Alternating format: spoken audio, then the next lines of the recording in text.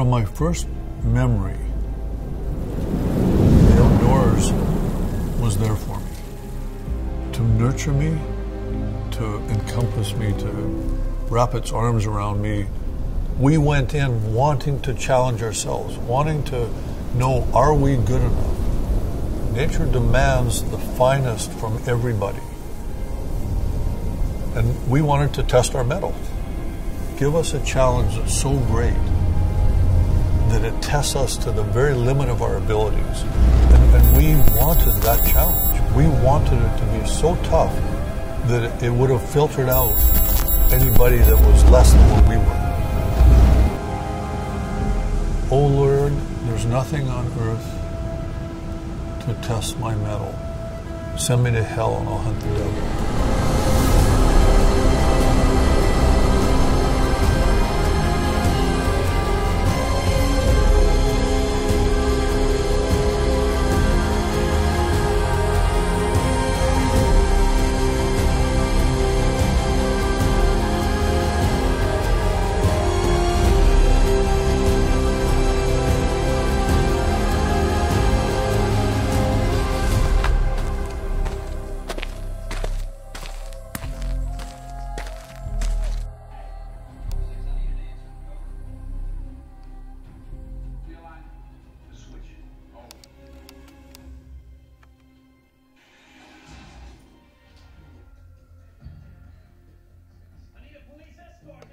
I was probably looked upon as a bit of a weird kid, and not only by the neighbors, but especially by the Shockey family. I loved the outdoors, loved animals. My earliest recollections are collecting beetle bugs and earthworms underneath bricks that I could turn over. I don't think I was 3 years old. Those are my earliest, first recollections. There's a red light on. Okay, that's it. This is about a 12-pound jack, well, maybe 10 pounds, but it's bigger than anything Dad caught, and I had to put up with a whole bunch of shit to get him, too. I always knew that I would be working in the outdoor industry. I love the outdoors. I didn't know what capacity. I was sold outdoor t-shirts. I didn't know what I'd be doing. I just know I loved being in the outdoors, and I had to have enough money to be able to make that step in my mind, because I had aspirations of traveling the world, hunting everything. So I figured out fairly quickly that the outfitters, they hunted. I knew outfitters. J.A. Hunter was a guide and an outfitter in Africa. So you had to be an outfitter to make enough money to be able to do the hunting that you wanted to do. So 1988, we moved to Vancouver Island, and I started looking at the hunting opportunities on Vancouver Island and realized it's the highest density of black bear in the world. And I would travel up to the north end of the island, pull the boat off, and that's where I'd stay for a week at a time, and then come home for a couple of days and go back and explore more, take my little boat, put it in the water, and look at all these inlets, and figuring out the remotest part of Vancouver Island with the most bears. When I thought I had enough money, I went to the outfitter, figured out who the outfitter was up there. It was a guy named Wayne Weeb. I went to him and to his house in Port Alberni and said, "Hey, I'm Jim Shockey, and I had long hair, and I can't remember, probably a Fu Manchu, something like that, and I'd like to guide for you." And I think he said something to the effect of, "I'm not hiring any damn hippie." I said, "Well, I'll tell you what, I'll guide for you for free." "Oh, you're hired." My intention that he didn't realize was to buy his territory. And so I talked to him one day and said, "Wayne, I'm thinking about buying an opening territory. You ever sell yours?" "Yeah, you don't have the money." And I said, "Well, what name a price. Like, what do you think you'd take?" It was a lot of money, way more than any bear territory had ever sold for or was worth by everybody else's perspective. And he named a price. And I said, "Sold. Shake on it. I'll buy it." And he kind of looked at me and, "I'm going to need $150,000 or $125,000 up front, and you got to make balloon payments for the rest of it with 1 year and 2 years." I said, "Deal." And we shook hands. I still have a copy of that first check. Might have been 1993 by then.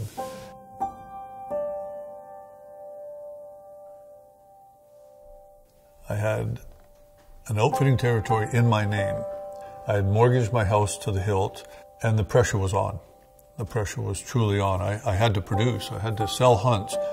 My desire often was greater than the desire of my clients to get that bear on the top of the mountain. You know, I was out there living and everything was on the line. If I failed and they didn't get their animal, then they're a bad reference for me. And so I would literally drag some of those guys up the mountain.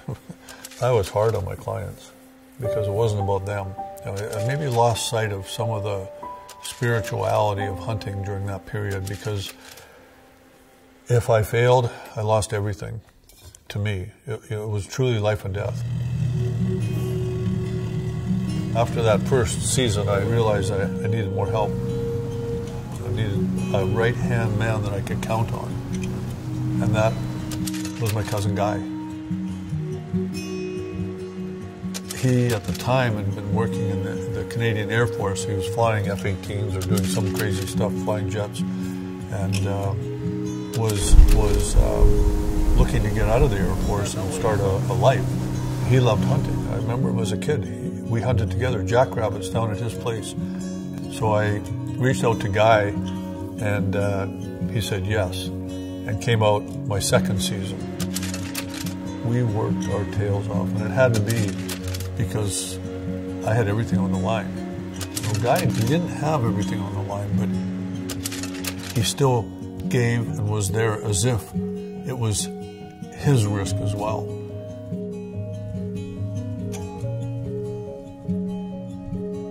Always been like my big brother, and so it was actually really cool because I didn't have an older brother, right? And Jim did all the cool stuff that I like to do. You know, my dad was into rodeo and stuff, and my younger brother was into that. I was totally into hunting and fishing and everything, and so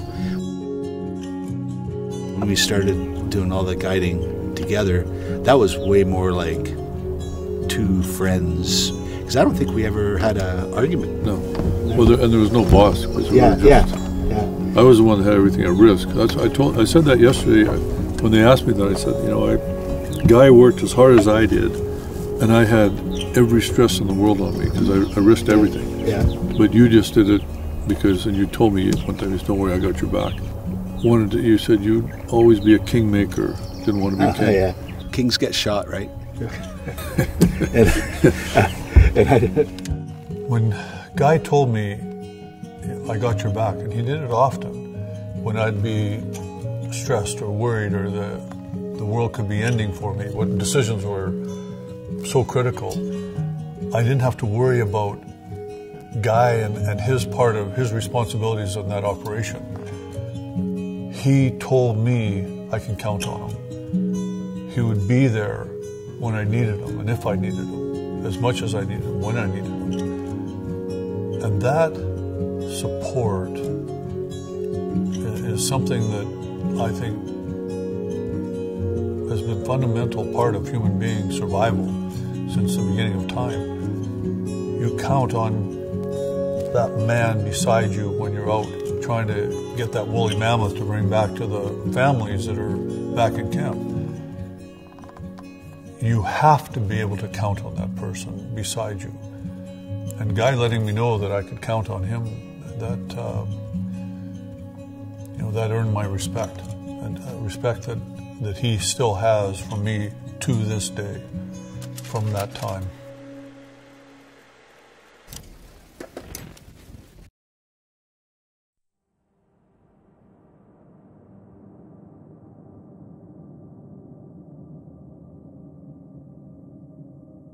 I remember I was on a goat hunt to the mountains in the Kootenays of British Columbia, and I knew at the end of a horse trail there was a cabin. The outfitter that owned that territory told me it was late season hunt, snowing, cold, like I remember 20 below. The creek that the horse trail would cross a few times was frozen over in a lot of places. The water's still running, but rocks covered in ice. You know, I was tired, and it was probably 2 in the morning.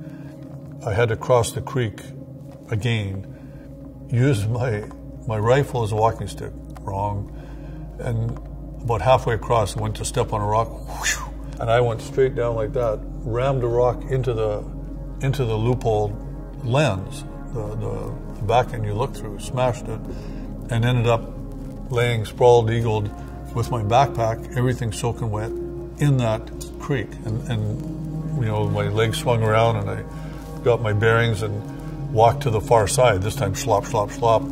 Snowing like crazy. I was already like tired. Now I'm soaking wet. What do you do? Is the cabin a mile? Is it 200 yards? Is it 5 miles? One you die on. A mile you might make it. 200 yards, okay, it's the right decision. So I decided to go for it. So I went as hard as I possibly could up the rest of that horse trail. And I remember trying to open the door and freezing cold. There was a stove, little wood heater there, and the stove door was open, thank goodness, because I was just almost frozen. There was matches on top of the stove, and I remember just trying to light the match and finally getting it in there and just and the first little flames and then the tiny little bit of heat. Finally warming up enough to know, okay, I'm going to survive this. I broke a few rules along the way, but I'm going to survive this. So now what am I going to do? I looked around that cabin I borrowed, I still have it, stole it, a butter knife. And I had tape in my pack, clear white tape, or plastic, the clear tape.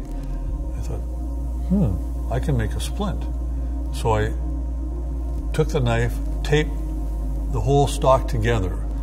So now I had an actual gun, splinted up. I wouldn't want to shoot it a bunch of times, but it was going to work for one shot before it'd probably bend and collapse. And I went hunting. I survived. I was up there to get the mountain goat, so why not keep hunting? Why would I go all the way down and tail between my legs? I hadn't failed yet at all. I just broke a few rules, but luckily I got away with it. I made a decision at that point that I would never push it that far again. 5 rules: safety, safety, safety, safety, and safety, and I've never broken those rules since. This is the firearm, it's left of the firearm, that I will keep in this museum, and people will look at it, who knows, years down the road and know about this story.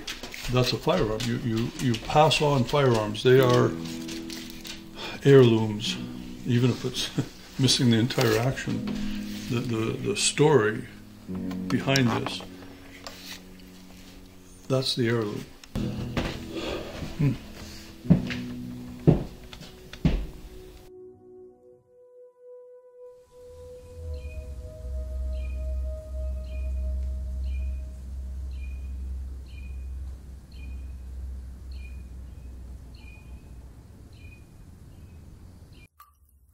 One of the things I see in today's world is how many people think that discomfort is a survival situation. It's discomfort. You're cool, you're cold, you're maybe even shivering, but that's not a survival situation. They actually believe that being uncomfortable is the same thing as being a near-death experience.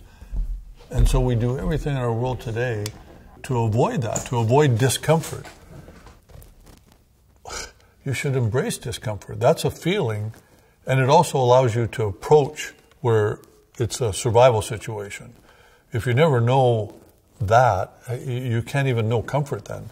You're in this gooey middle world of nothingness where you're just avoiding everything that might cause you to not be warm enough or not be full enough, or the wine's not good enough. Those are nothings in today's world. And so I actually make an effort to push the limit, to get away from comfort, to disassociate myself from those trappings that make our world so nice and warm and heated and cooled by air conditioners. No, I want to be out there in Central Africa Republic with temperatures that are approaching 118 degrees Fahrenheit in the shade. I want to feel that. Oh, that's discomfort, all right. But it allows me to appreciate the 72 degrees with a nice ocean breeze. And I also want to be in 40 below ambient temperatures with a wind chill of 100 below in the Arctic. And darkness for 22 hours a day. I want to experience that. Yeah, it's discomfort. Of course it is.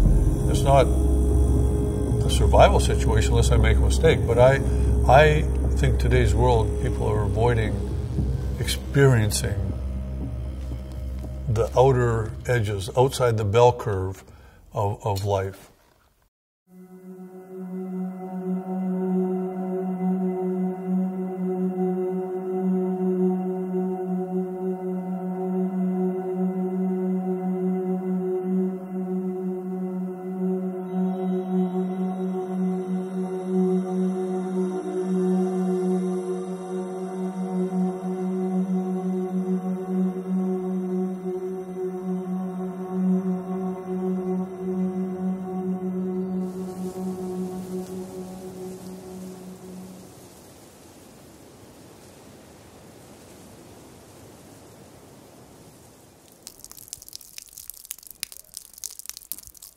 We're chilling here on the north end of Vancouver Island, what we call the magnificent Pacific Rim. Jim is probably the most competitive person I know in a very good way. He has spent literally the last 4 days hunting from pre-dawn till after dark and just go, go, go, go, go.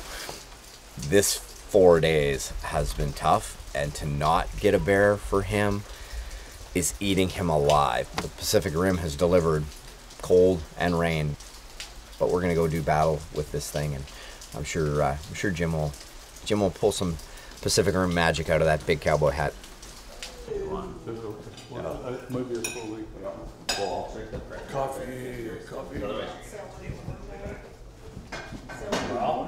The first we'd come around here. Yeah. This is Jim Creek. Yep. This road here, guy bumped a bear in the first like 200 yards of it. I bore in a sow and it was big. And then the bear that we saw on the grass flat was on this one. Okay, yeah, right down which you can stop right here and glass it. You guys saw one there too? Yeah.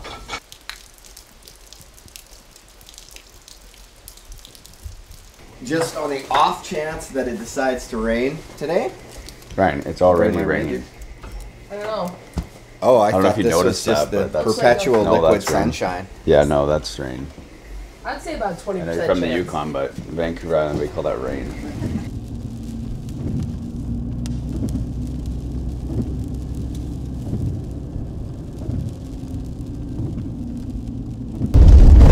VHS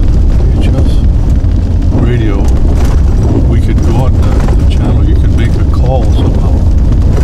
You know how, but everybody in all the fishing boats. What is that? What is that doing there? It's a banded pigeon, why is it on the road? Come on. Oh, it can't fly.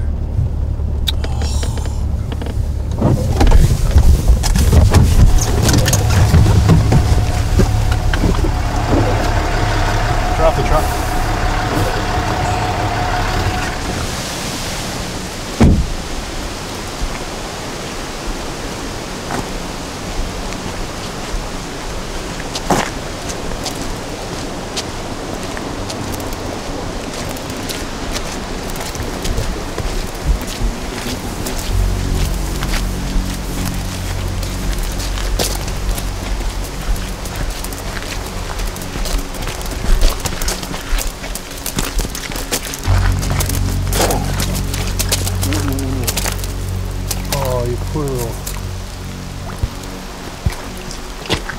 Oh, I don't know why.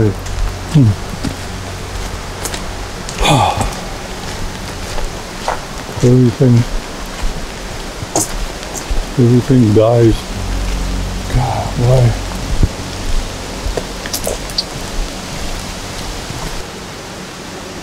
As a hunter, you realize that everything that's alive dies. I mean, you realize it, but it's just hard to, you wish it wasn't so. The energy of this bird won't survive. It's impossible for it to. It'll get taken by a cougar or a marten, or it'll just die cold. But it, And hunters particularly, they're naturalists. You know life and death. Life begets death, begets life, begets death. It's part of the continuum. This bird's energy will become this. It'll become the trees. It'll become the wind. It'll be in the clouds. So it's not gone, it just changes form. Show how beautiful it is.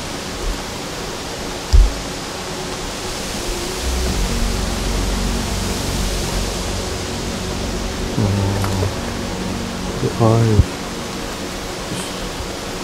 Just appreciate the wonder and fruits and colors.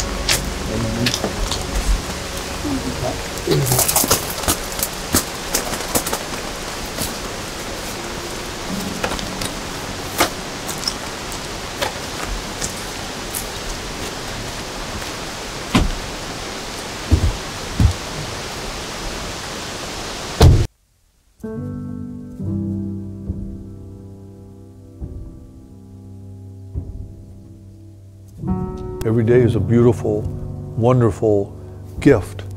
So why would you let tomorrow steal today? You know, there's many people that they let yesterday steal today. And the outdoors taught me that no, every single day is important. Doesn't matter what happened yesterday. That's irrelevant. Today is what's important today. And what's going to happen in the future, we're all going to die. There's nobody here that's not going to die. Nobody watching that's not going to die. Nobody watching is going to avoid deep sorrow at some point. Every single one of us is going to suffer great sorrow.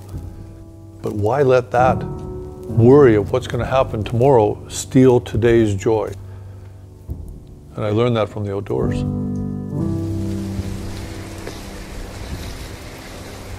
This is one of the places I come to get in touch with my ancestral soul and to see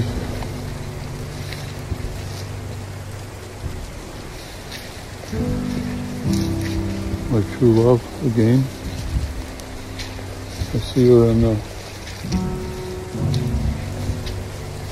the mountains, see her in the clouds, see her in the ocean, I see her in the animals, the geese.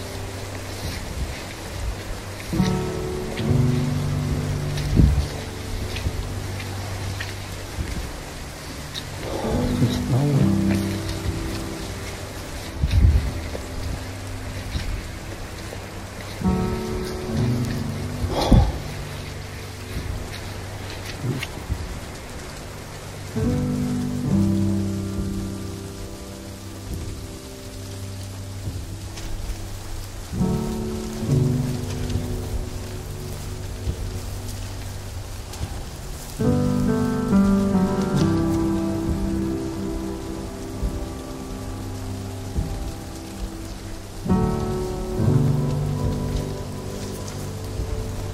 What's going on, Daddy?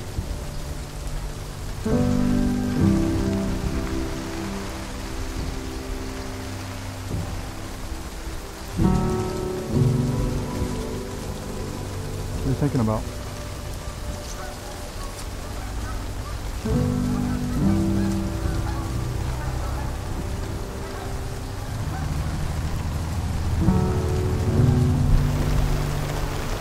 I see her.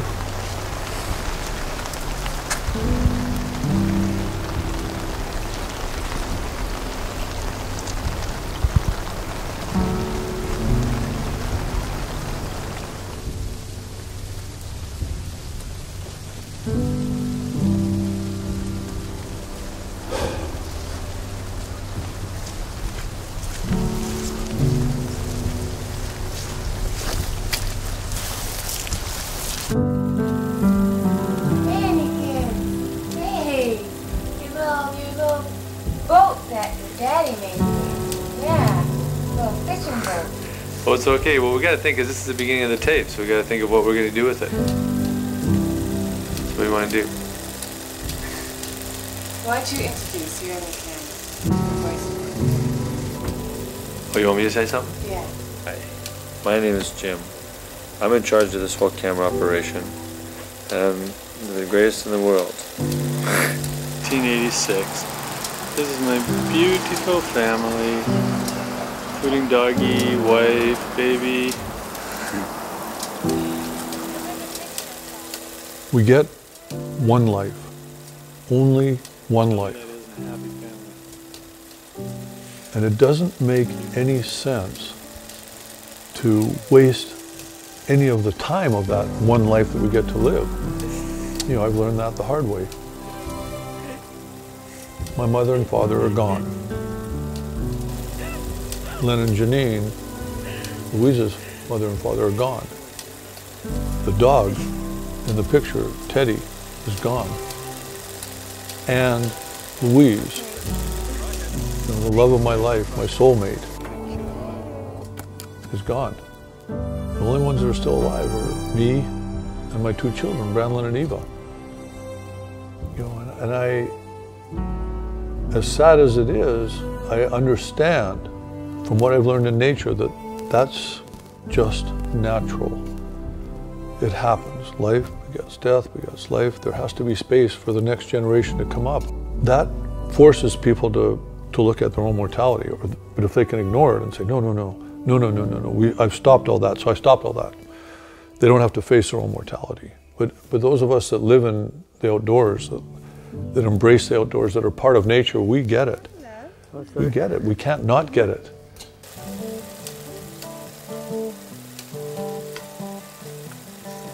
That's nice.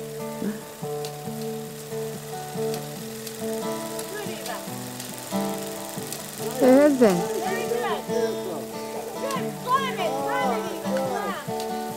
Oh. I missed it.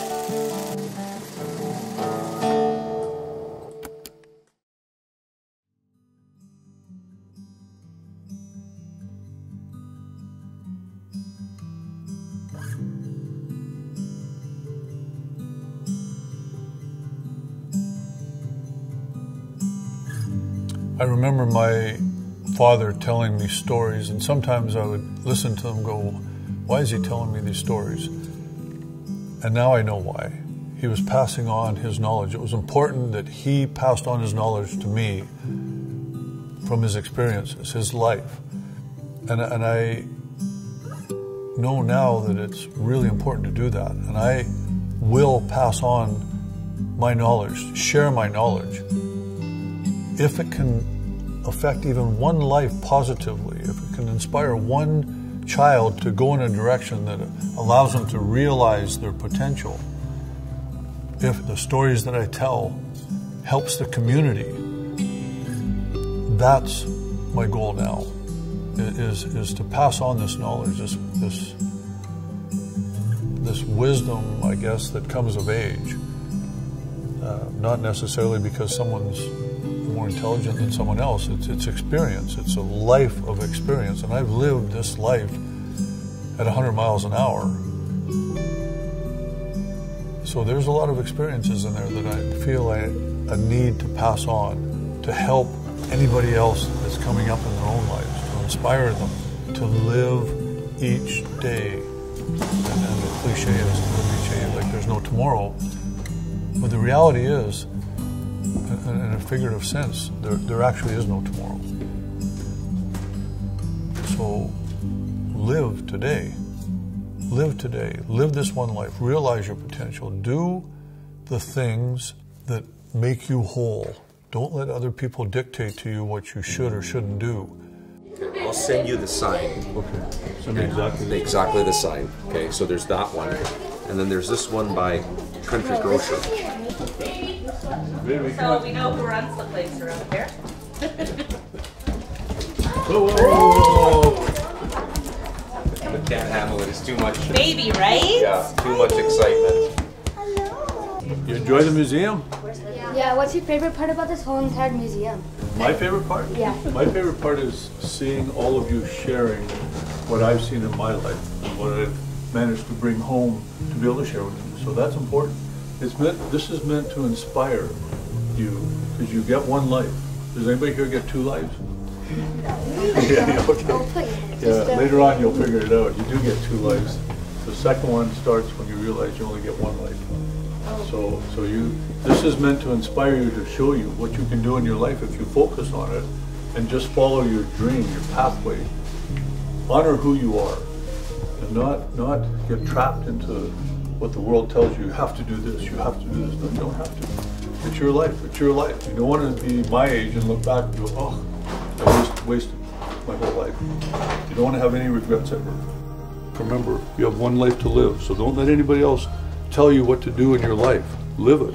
Whatever makes you who you are, and then you'll never have regrets when you're my age, which is pretty close to 100. Or it feels like it. You're like all those dinosaurs you have around here. Yeah, that's right. The same age as the dinosaurs. Yeah, exactly. You guys have been awesome. Thank you so much for coming to the museum. Really. Awesome. Baby, Oh, you betcha. pictures? So 2 more loads. So the tires won't last. Wow. This is really cool. Like, I've never been in a museum, and I would probably think that this is the coolest one ever. It means I didn't waste my whole life. And that, it would be very sad for me if you came all in here and said, oh, this is a horrible museum, I didn't like it. Because it means I wasted my life. But because you say these things, and everybody does that comes through, it makes me happy and proud that I lived true to myself and created what I envisioned when I was your age. If I grow up and if I have kids, I'm definitely going to want to take them here and be like, I met the guy who did all of this, made all of this, and found all of this. He ventured around the world, and I would tell them that I've met you in real life, and it's very cool, like super cool. Holy cow, I see you. That's really, yeah, that makes my heart full to hear that kind of a thing. That it'll make a difference past when I'm here on this earth. It's important what you do, what you accomplish. Remember, the accomplishment is directly proportional to the challenge, so you want to challenge yourself. I sign hats and I sign pictures. I say aim high. That means set high goals for yourself. Don't ever shortchange what your calling is, what your ability is. Always realize your potential. It sounds like I say, I see you. I see someone that is a kindred spirit, even though we might be 50 plus years apart. So yeah, good. I wish I was around in those days when you bring your kids. Do you think you can sign my hat? Yeah, of course I can. I happen to have all kinds of belt pins here. I'll take it right there. Sure. What was your name? My name is Mason Smith. Mason Davidson. Mason, M-A-S-O-N? Mm-hmm. Okay. I'm going to say Mason, aim high. So you always remember that. This is the guy with the museum. Thank you. You are totally welcome. If I live long enough, I'm looking forward to seeing what museum you create. The outdoors has always been there for me, and it's out there for everybody. The outdoors is the place that I find my healing, my peace. When I have difficulties in my life, and there's been the greatest difficulties, I can't imagine greater. It's the outdoors that I turn to look for that solace, that tranquility, and it's out there for everybody. They just have to make the effort.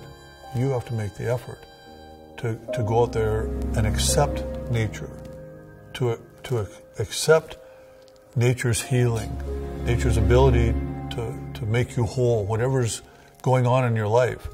Nature's right there. It's right there. The wildlife's right there. The wind and the trees, the smells, the fresh air. It's all there. You just have to make the effort to go there and accept it. Nature's always been there for me, and it's always going to be there for everybody.